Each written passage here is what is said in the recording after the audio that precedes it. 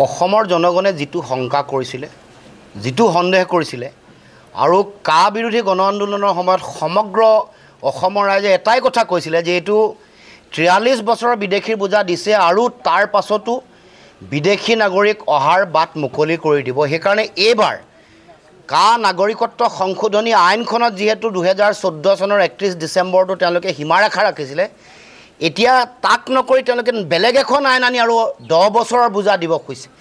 53 বছৰ অবৈধ বিদেশীৰ বোজা অসমক জাপি দি অসমৰ ভৱিষ্যত নিশেষ কৰিবৰ কাৰণে দিল্লীয়ে ষড়যন্ত্ৰ ৰচনা কৰিছে।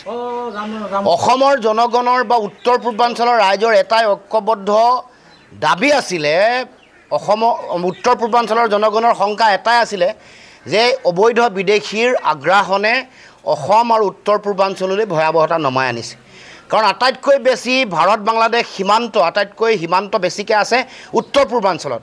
গতিকে নিৰ্বিঘ্নে ইয়ালৈ অবৈধ বিদেশী আহিব পাৰে, সীমান্ত খোলা আছে।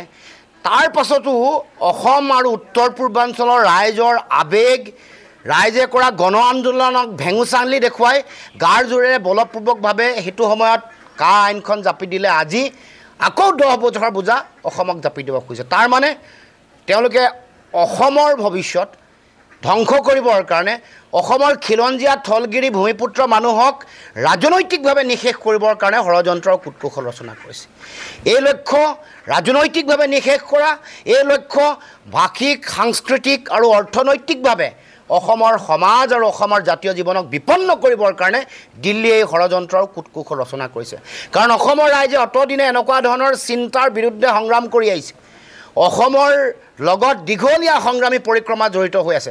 ভাষা কাঢ়ি নিওঁতে, মাধ্যম কাঢ়ি লৈ যাওঁতে, অবৈধ বিদেশীৰ আগ্ৰাসনৰ সময়ত, কা বিৰোধী গণ আন্দোলনৰ সময়ত, সহস্ৰ সংগ্ৰামৰ বেলিকা সকলো সময়তে অসমৰ ৰাইজে অসমত কৰা অন্যায় এইবোৰৰ বিৰুদ্ধে শক্তিশালী ৰূপত প্ৰতিবাদ আৰু সংগ্ৰাম কৰি আহিছে।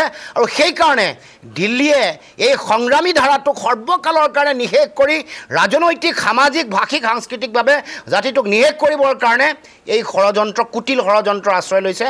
অসমৰ ৰাইজে কা মনা নাছিলে, আজিও নাই মনা, ভৱিষ্যতে কা বা এনেকুৱা ধৰণৰ জাতিধ্বংসী আইনৰ যোগেদি বিদেশীৰ বোজা জাপি দিব খোজা যি তেওঁলোকৰ লক্ষ্য আৰু ষড়যন্ত্ৰ, এই ষড়যন্ত্ৰক কোনো কাৰণতে কেতিয়াও মানি নলয়।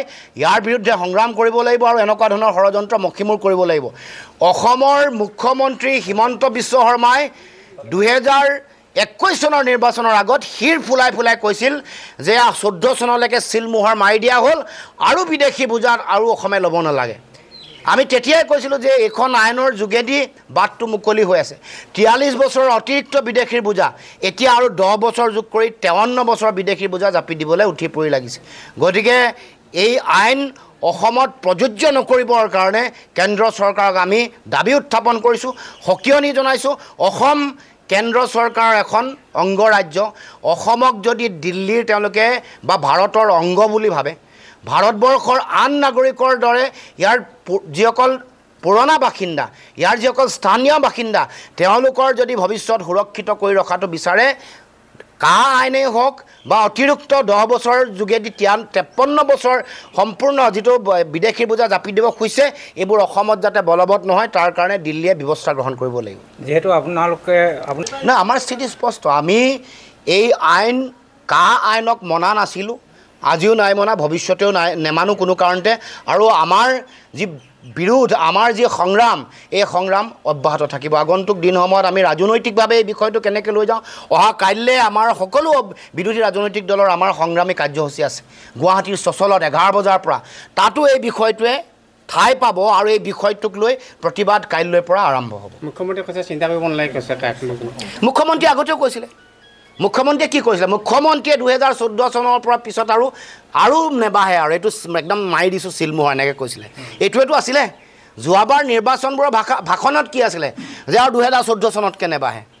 এতিয়া মুখ্যমন্ত্ৰীৰ কথাৰ যে কোনো গুৰুত্ব নাই, নিৰ্বাচন আহিলে মানুহক ভুল যোৱাবৰ কাৰণে এইবোৰ কথা কয়, তাৰপিছত আকৌ 10 বছৰ অতিৰিক্ত বিদেশী বোজা জাপি দিয়ে। এতিয়া 53 বছৰ বিদেশীৰ অতিৰিক্ত বোজা অসমে ল'ব লাগিব, য'ত দেশত 51 চনত বিদেশী কাট অফ ইয়েৰ, এতিয়া 2024 চনৰ 31 ডিচেম্বৰ অসমত বিদেশী কাট অফ ইয়েৰ।